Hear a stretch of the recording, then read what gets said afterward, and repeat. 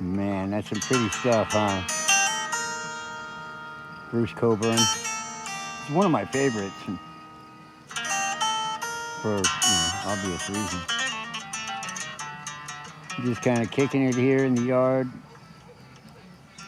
Got a fire started for a little later. So that way when it does get dark, all I have to do is throw on a couple of sticks. And I'm going to spend another wild Friday night sitting here by the fire just being glad to be alive. You're all welcome to come and join me.